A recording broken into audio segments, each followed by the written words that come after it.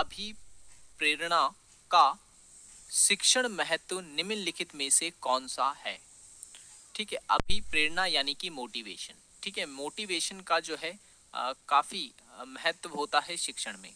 तो हमसे पूछ रहा है कि निम्न में से कौन सा महत्व है। देखें, अभिप्रेरणा से मार्गदर्शन मिलता है, ये सही है। उच्च आकांक्षा हेतु भी जो है अभिप्रेरणा की आवश्यकता होती है, और अनुशासन विकसित करने के लिए भी जो है अभिप्रेरणा काफी महत्वपूर्ण है। तो इसका सही आंसर हो जाएगा ऑप्शन नंबर डी। इन सभी के लिए अभिप्रेरणा जो है काफी महत्वपूर्ण मानी जाती है। अभिप्रेरणा यानी कि मोटिवेशन ये दो प्रकार का होता है। एक जिसे हम बोलते हैं बाहरीय, एक होता है आंतरिक।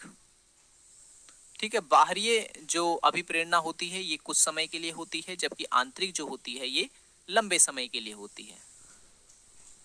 ठीक है, लंबे समय के लिए होती है। तो ये चीज आपको याद रखनी है। ठीक है, बाहरी और आंतरिक, एक्सटर्नल और इंटरनल मोटिवेशन। नेक्स्ट क्वेश्चन है, शिक्षण के उद्देश्य का निर्धारण करना निम्न में से कौन सी शिक्षण की अवस्था का हिस्सा है? ठीक है, उद्देश्यों का मतलब शिक्षण के उद्देश्यों का निर्धारण। कोई भी जो शिक्षक होता है जब भी वो कुछ पढ़ाने जाता है तो उससे पहले जो है वो ये डिसाइड करता है कि उसे क्या पढ़ाना है, कैसे पढ़ाना है, वगैरह वगैरह। तो ये जो डिसाइड किया जाता है ये कौन से स्तर पर या कौन से लेवल पर किया जाता है?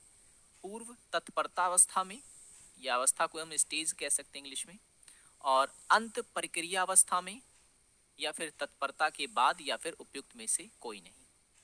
ठीक है, तो इसका सही जो आंसर है वो है पूर्व तत्परता अवस्था में, ऑप्शन नंबर ए। ठीक है, पूर्व तत्परता अवस्था में ही जो है एक शिक्षक जो है शिक्षण के उद्देश्यों का निर्धारण करता है। ठीक है, पाठ्यक्रम की अगर हम बात करें, पाठ्यक्रम का भी निर्धारण जो है वो इसी में होता है। ठीक है, इसी अवस्था में। और साथ ही साथ जो शिक्षण की विधियां होती हैं कि एक शिक्षक जो है किस विधि का इस्तेमाल करेगा शिक्षण के लिए, उसके बारे में भी जो है इसी में ही चर्चा की जाती है। ठीक है, तो पाठ्यक्रम और शिक्षण विधियां जो है वो इसी अवस्था में आती हैं। जबकि अगर मैं बात करूं अंत प्रक्रिया अवस्था, तो अंत प्रक्रिया अवस्था में जो है विद्यार्थियों की समस्या का निदान किया जाता है। ठीक है, विद्यार्थियों की समस्या जो होती है, समस्या का निदान किया जाता है। और अगर मैं बात करूं तत्परता के बाद की, तो तत्परता के बाद जो होता है वो होता है मूल्यांकन। ठीक है, मूल्यांकन जो होता है वो तत्परता के बाद होता है। तो याद रखना है आपको ये तीनों अवस्थाएं। तो तीन अवस्थाओं के बारे में एक एक बिंदु जो है मैंने आपको बता दी है ताकि आप इसे अच्छे से समझ सकें। तो सही आंसर ऑप्शन नंबर ए है इसका। नेक्स्ट क्वेश्चन है, निम्नलिखित में से कौन सी शिक्षण की विशेषता नहीं है? ठीक है, शिक्षण की विशेषता नहीं है, तो ये प्रगतिशीलता है। ठीक है, इसका सही जो आंसर है वो है ऑप्शन नंबर डी। प्रगतिशीलता, निर्देशात्मक, निदानात्मक, ये तीनों के तीनों जो है शिक्षण की विशेषता है। जबकि तकनीक जो है इसका संबंध शिक्षण से हालांकि है, लेकिन इस क्वेश्चन के अनुसार इसका आंसर डी होगा। ठीक है, नेक्स्ट क्वेश्चन है, शासन के आधार पर शिक्षण को वर्गीकृत किया गया है, निम्न में से कौन सा शिक्षण इसमें शामिल है? मैं क्वेश्चन एक बार फिर से पढ़ देता हूं कि शासन के आधार पर शिक्षण को वर्गीकृत किया गया है, निम्न में से कौन सा शिक्षण इसमें शामिल है? इसमें शामिल है, तो सही जो आंसर है वो है ऑप्शन नंबर डी। उपयुक्त सभी जो है इसमें शामिल होंगे, जैसे निरंकुश शिक्षण, लोकतांत्रिक शिक्षण और हस्तक्षेप रहित शिक्षण। ठीक है, देखिए वीडियो अगर आपको पसंद आ रही हो तो लाइक जरूर करें, और चैनल को सब्सक्राइब नहीं किया तो जरूर कर लें, ताकि ऐसी वीडियोस की नोटिफिकेशन जो है आपको टाइम टू टाइम मिलते रहे। ठीक है, अगर आपने पहले की वीडियोस नहीं देखी है तो आप उसे जरूर देखें। एनटीए नेट पेपर 1 के नाम से हमारी प्लेलिस्ट है, जहां पर आपको पेपर 1 की सभी वीडियोस मिल जाएंगी। चलिए नेक्स्ट क्वेश्चन जो है निम्न में से जो है, अच्छा एक चीज और मैं आपको बता दूं कि इसमें शासन के आधार पर शिक्षण का जो है वर्गीकरण किया गया है। ठीक है, अगर मैं आपसे बोलूं कि अधिगम के आधार पर शिक्षण पूछ लेता तो अधिगम के आधार पर शिक्षण का वर्गीकरण कितने वर्गों में किया गया है? तो 3 वर्गों में किया गया है। ठीक है, कौन कौन से? तो वो भी आपको याद रखना है। स्मृति, हालांकि मैं कई बार बता भी चुका हूँ, स्मृति, अवबोध और चिंतन। ठीक है, और चिंतन, तो ये भी जो है आपको याद रखनी है। नेक्स्ट क्वेश्चन है, निम्न में से कौन एक मानसिक क्रिया है? तो वो भी आपको याद रखना है। स्मृति, हालांकि मैं कई बार बता भी चुका हूँ, स्मृति, अवबोध और चिंतन। ठीक है, और चिंतन, तो ये भी जो है आपको याद रखनी है। नेक्स्ट क्वेश्चन है, निम्न में से कौन एक मानसिक क्रिया है? ठीक है, कौन एक, पैसों की जरूरत है तो चक्कर मत लगाओ, धनीवान फ्रीडम कार्ड को अपना बनाओ, इसमें मिलता है credit with no interest on it, मतलब जितना खर्चा। मानसिक क्रिया है। तो इस क्वेश्चन का जो सही आंसर है वो है ऑप्शन नंबर बी। संवेग जो है वो एक प्रकार की मानसिक क्रिया होती है, और ये एक प्रकार का हम कह सकते हैं अनुभव का तत्व होता है। ठीक है, अनुभव का तत्व होता है एक प्रकार का। ठीक है, क्या? संवेग। नेक्स्ट क्वेश्चन है, अध्येता की या अध्येता का क्या अर्थ है? तो अध्येता जो होता है वो हम कहते हैं अध्ययन करने वाले को। ठीक है, जो अध्ययन करता है उसे अध्येता बोलते हैं, ना कि अध्ययन कराने वाले को बोलते हैं। ठीक है, देखिए कंफ्यूज हो सकते हैं आप ऐसे सवालों में। अध्ययन कराने वाला भी ऑप्शन में दिया हुआ है, अध्यापन देखने वाला भी दिया गया है, और उपयुक्त सभी भी दिया गया है। ठीक है, तो अध्ययन करने वाला जो है वो अध्येता कहलाता है। ठीक है, नेक्स्ट क्वेश्चन है, भारत के राष्ट्रीय शिक्षा दिवस के बारे में कौन सा कथन जो है वो सही है? कौन सा कथन सही है? तो भारत के राष्ट्रीय शिक्षा दिवस के बारे में देखें, 4 कथन दे रखे हैं कि यह प्रतिवर्ष 5 सितंबर को मनाया जाता है। दूसरा कह रखा है 5 अक्टूबर को मनाया जाता है। तीसरा कह रखा है भारत के प्रथम शिक्षा मंत्री अबुल कलाम आजाद की स्मृति में मनाया जाता है, और इसे 2008 से मनाया जा रहा है। इसे 2008 से मनाया जा रहा है।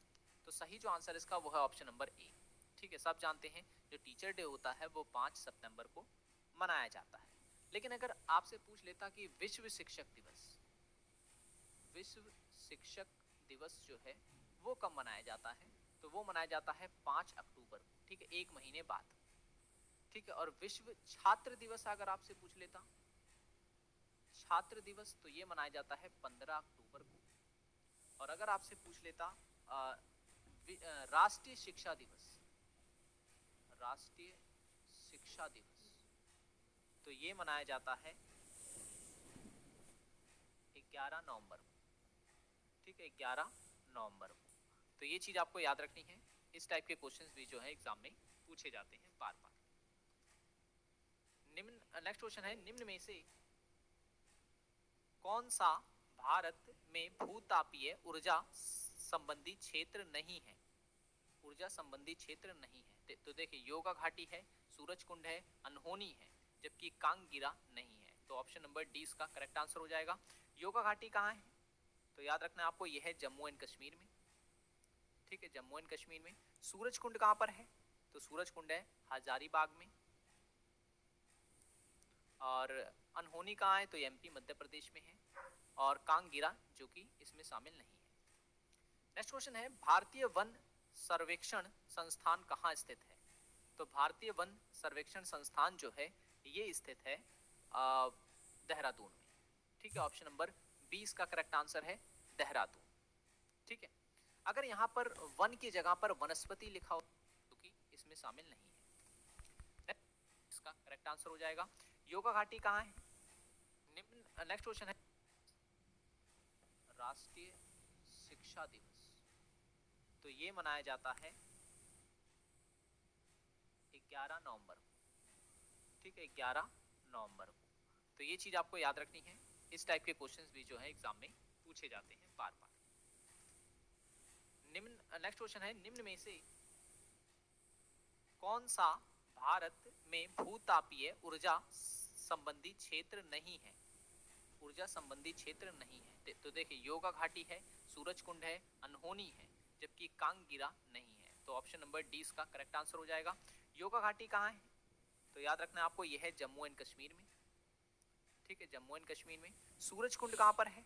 तो सूरज कुंड है हजारीबाग में। और अनहोनी कहाँ है? तो एमपी मध्य प्रदेश में है।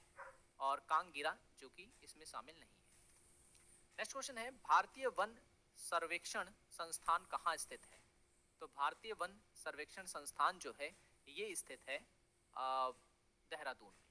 ठीक है, ऑप्शन नंबर 20 का करेक्ट आंसर है देहरादून। ठीक है, अगर यहाँ पर वन की जगह पर वनस्पति लिखा होता तो? ठीक है, वनस्पति अगर दे दिया होता कि भारतीय वनस्पति अनुसंधान संस्थान कहाँ पर स्थित है, तो वनस्पति अनुसंधान जो है वो स्थित है कोलकाता में। ठीक है, कोलकाता में स्थित है। ठीक है, तो आज की वीडियो में इतना ही। आई होप ये वीडियो आपको पसंद आया होगा। वीडियो पसंद आया हो तो लाइक जरूर करें।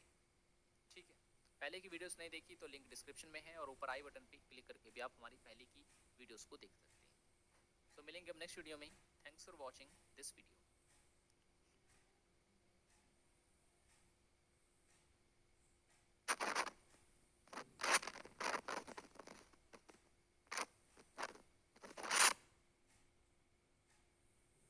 हाँ मम्मी, पहुंच गई। क्या चल रहा है? मैं बस पौधों को पानी डाल रहा था।